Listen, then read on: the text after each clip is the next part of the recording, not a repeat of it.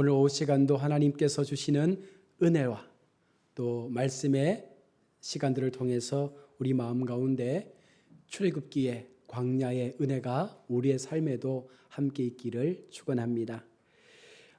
오늘 함께 우리가 봐야 될 출애굽기 28장은요, 모세의 장인이자 미디안의 제사장인 이드로가 하나님을 찬양하고 있는 내용입니다. 이방인의 제사장이 하나님을 찬양한다, 사실 있을 수 없는 일이죠. 이드로는 이스라엘 백성들이 애굽에서 나와 광야에 있다는 소식을 듣고 모세와 아내 그리고 그 두 아들을 데리고 모세를 찾아오게 됩니다. 모세는 찾아온 장인에게 미디안에 있을 때 두 아들을 낳고 그리고 떨어져 있다가 이제 다시금 광야에서 장인을 통하여 그 두 아들을 만나게 됩니다. 그런데 그 두 아들의 이름을 오늘 본문이 언급을 하고 있습니다. 그 첫째가 게르솜으로 내가 이방에서 객이 되었다라는 뜻의 의미를 갖고 있습니다. 둘째 아들은 엘리에셀이라고 해서 내 아버지의 하나님이 나를 도우사 바로의 칼에서 구원하셨다라는 뜻을 가지고 있습니다. 이것은요, 언뜻 자세히 살펴보면 요셉이 애굽에서 낳았던 두 아들의 이름과도 같은 의미를 갖고 있습니다. 요셉이 낳은 아들 가운데 므낫세는요, 하나님이 내게 모든 고난과 내 아버지의 온 집 일을 잊어버리게 하셨다라는 의미고요. 또 에브라임 같은 경우에는 하나님이 나를 내가 수고한 땅에서 번성하게 하셨다라는 의미로 사용이 되어집니다. 아마 저와 여러분들도 이름을 가지고 있고 그 이름에 의미가 있지 않습니까? 지금 모세와 요셉은요, 아들들의 이름을 통해서 자기의 삶의 그 시간들을 표현해주고 있는 것이죠. 게르솜, 내가 이방에서 객이 되었다. 모세가 애굽 땅에서 객이 되어 40년간 광야에서 그렇게 목자로서의 삶을 살았던 그 시간들을 회상하며 게르솜이라는 아들의 이름을 짓게 되고요. 또 엘리에셀, 내 아버지 하나님이 나를 도우사 바로의 칼에서 구원하셨다. 하나님은 모세를 통하여 이스라엘 민족을 그 430년 노예의 신분에서 이제 자유인의 신분으로 옮겨 놓으실 때에 모세를 통하여 바로의 칼에서 그들을 구원하셨음을 기억하며 모세는 엘리에셀이라고 그 아들의 이름을 지었습니다. 여러분, 우리 인생 속에 하나님은 어떻게 우리 가운데 역사하셨습니까? 여러분의 삶을 통하여 하나님은 어떤 모습으로 우리 삶 가운데 다가오셨고, 때때로 고난 가운데, 때때로 광야의 여정 속에서 하나님께서 없다라고 생각할 만큼 절망적인 그 고난 속에서 우리는 어떻게 살아왔습니까? 그러나 언뜻 시간이 지나고 나면 하나님은요, 우리를 승리하는 자리 가운데 세우시고 그 길이 광야라 할지라도 하나님은 그 광야 속에서 은혜를 베푸시는 놀라운 삶의 자리에 우리를 데려다 놓았음을 우리는 분명 보게 됩니다. 그리고 나서 7절로 12절로 우리가 말씀을 옮기면 모세는 장인 이드로에게 그동안 애굽에서 그리고 광야에서 하나님께서 어떻게 우리를 만나주시고 우리 가운데 역사하시고 어떤 하나님의 기적들을 보여주셨는지에 대하여 상세하게 그 장인에게 말을 해주고 있습니다. 8절에 여호와께서 그들을 구원하시니라. 하나님께서 이스라엘 백성들을 어떻게 구원하셨는가에 대해서 말하면서 그 장인에게 하나님의 생생한 그 기적의 증거들을 전하고 있죠. 요약하면 애굽에서 임한 10대 재앙과 홍해 도화 사건과 쓴물을 달게 하신 마라 사건과 광야의 음식인 만나와 메추라기 사건과 반석을 쳐서 물이 나오게 됐던 그 르비딘 사건과 그리고 아말렉과의 전쟁에서 하나님의 그 지팡이를 들고 승리했던 그 놀라운 사건들을 장인에게 이야기해 주고 있습니다. 생생한 기적의 역사였죠. 여러분, 어쩌면 우리의 삶이 이래야 되지 않을까 싶어요. 우리가 세상 속에 나가 살아갈 때에 누군가 우리를 찾아오면 우리에게 이와 같은 간증의 모습이 있어야 되지 않겠습니까? 하나님께서 나를 이렇게 인도하셨어. 하나님께서 나의 삶을 이렇게 주장해 가셨어. 하나님이 내게 보여주신 기적이 이러이러한 거야. 그러면서 하나님의 일하심을 우리가 증거할 수 있는 것, 바로 이것이 기독교인으로서, 성도로서 우리가 살아가야 될 어쩌면 삶의 가장 보편적인 모습이라고 말할 수 있는 것입니다.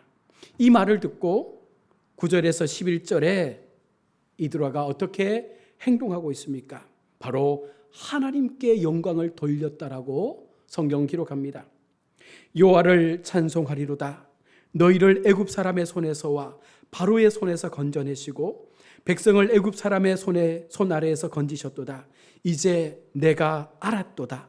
여호와는 모든 신보다 크심으로 이스라엘에게 교만하게 행하는 그들을 이기셨도다. 여러분, 놀랍지 않습니까? 이방인의 제사장으로 있었던 그 장인 이드로에게 모세가 하나님의 기적을 이야기합니다. 하나님의 생생한 그 사건들, 체험했던 그 믿음의 사건들을 증거하고 들려주었을 때에 이드로의 마음속에 놀라운 변화가 일어나는 것입니다. 이제 내가 알았도다. 무엇을 알았습니까? 이방 제사장 이드로가 무엇을 알았습니까? 하나님이 모든 신보다 크다는 거예요. 하나님이 그 모든 신보다 큰 하나님만이 유일한 신임을 이드로는 이제 깨닫게 된 것입니다. 그리고 번제물과 희생제물을 가져와서 제사를 드리고 모세와 이스라엘 장로들과 함께 떡을 떼고 교제를 나눴다고 합니다. 이것은 지금 하나님께서 이스라엘 공동체에 요청하고 있는 하나님의 제사의 그 방법들을 동일하게 이드로가 행하고 있는 것이죠. 하나님은 이스라엘 공동체에게 번제와 소제와 화목제와 속건제와 속죄제의 제사를 알려주셨고, 우리가 갖고 있는 죄의 모습에 따라서, 깨달음에 따라서 하나님 앞에 제사를 드리라고 했습니다. 번제물과 희생제물을 가져와 제사를 드린 것은 무엇을 의미합니까? 나의 죄됨을 인정하고 내가 하나님 앞에 죄를 지었음을 고백하며 드리는 회개의 제사가 바로 희생제사입니다.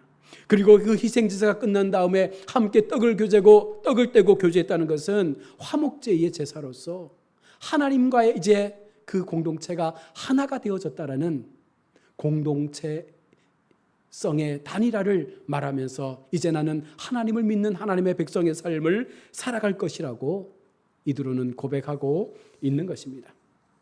여러분, 인생에 있어서 하나님이 가장 기뻐하는 일 두 가지가 있다면 무엇일까요?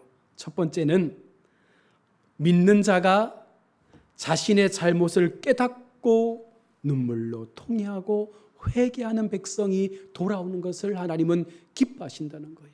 하나님을 믿었다가 방황 속에 살았던 인생이 어느 순간 하나님을 깨닫고 돌아오는 인생, 그것을 하나님은 기뻐하시고요.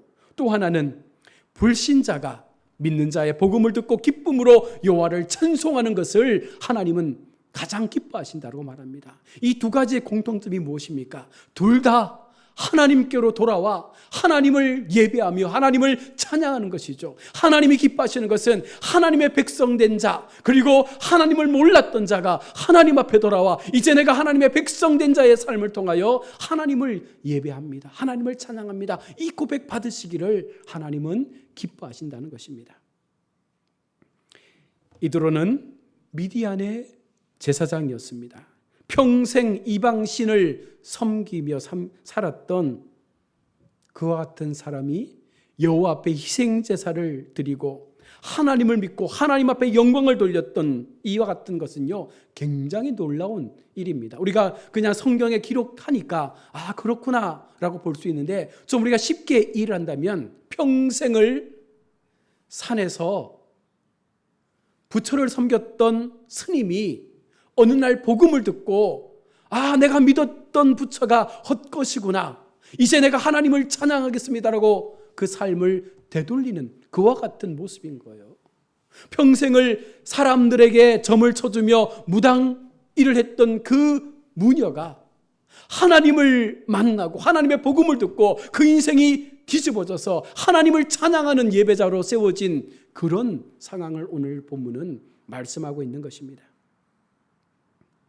이드로의 여호와를 향한 신앙 고백과 찬양은요, 그가 여호와만이 이 세상에 유일하신 지존자이심을 깨달았다라는 증거입니다.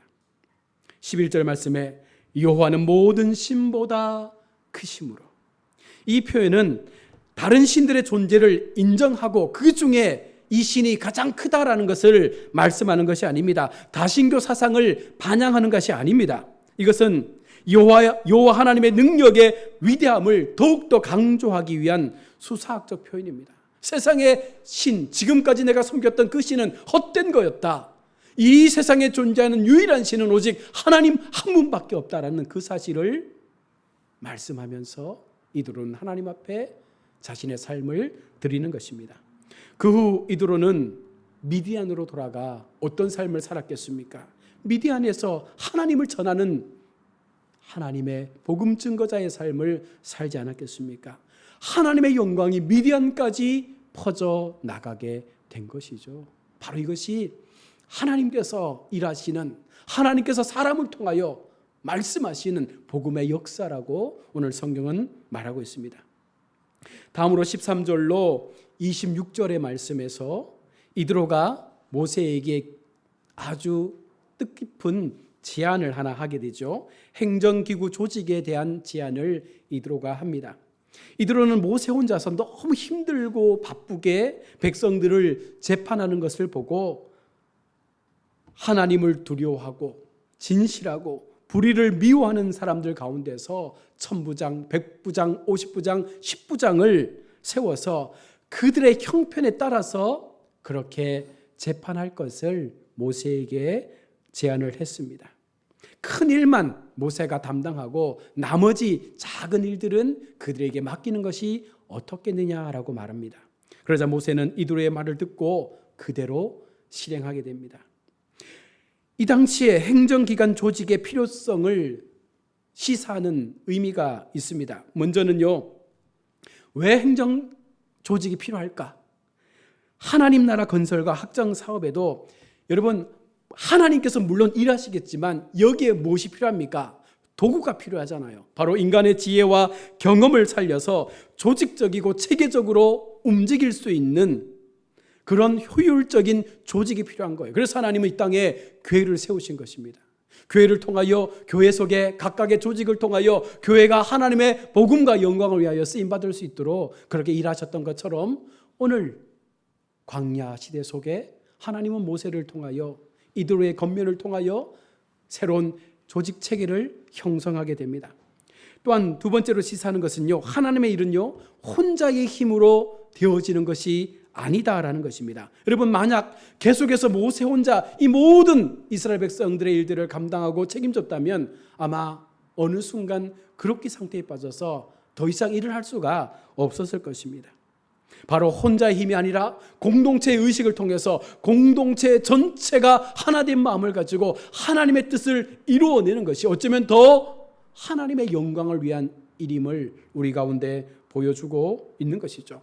각각의 사람들이 각각의 주어진 그 재능과 행정의 자리에서 보조를 맞추어가며 일하는 것이 가장 능력 있는 하나님의 일을 행하는 모습인 것입니다.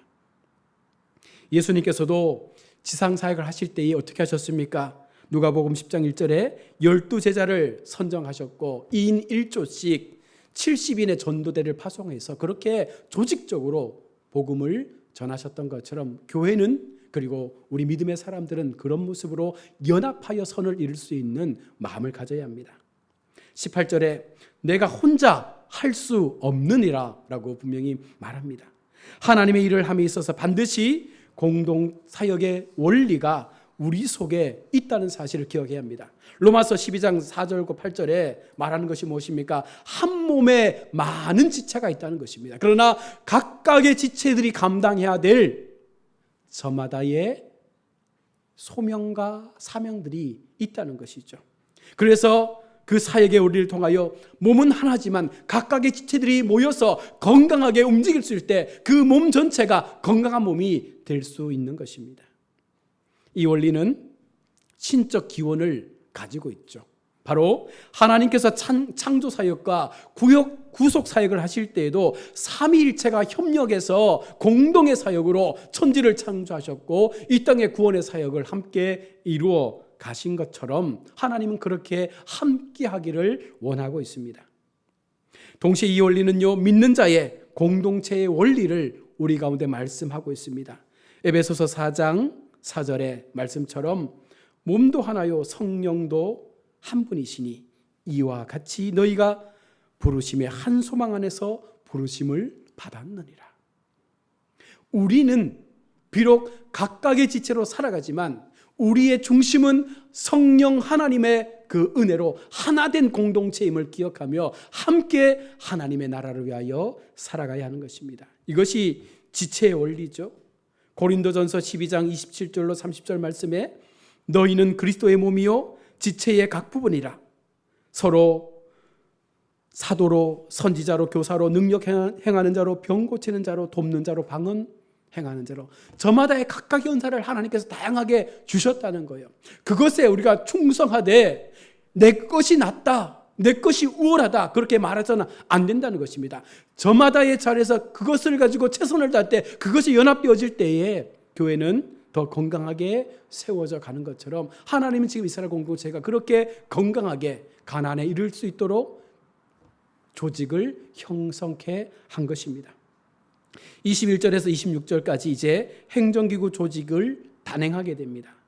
이드로의 건설적인 대안을 들은 모세는요, 그의 지혜로운 충고 및 하나님의 기쁘신 뜻을 따라서 행정 조직을 효율스럽게 편성을 합니다.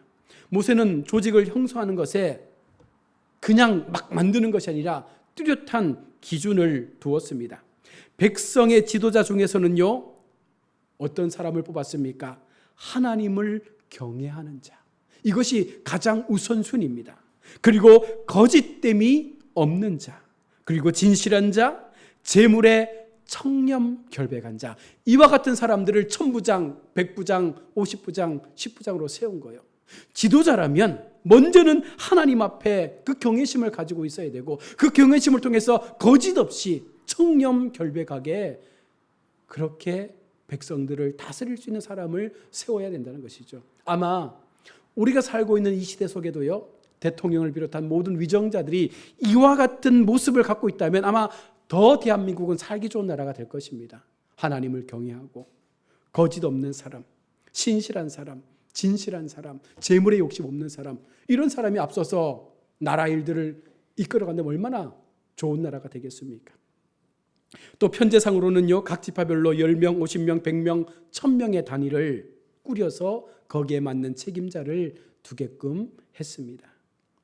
다음으로 모세는 지도자를 뽑고 난 이후에 그 지도자들에게 3가지의 주의사항을 전달해 주고 있습니다. 첫 번째가 무엇이냐면 빈부귀천을 막론하고 공정하게 재판하라는 것입니다.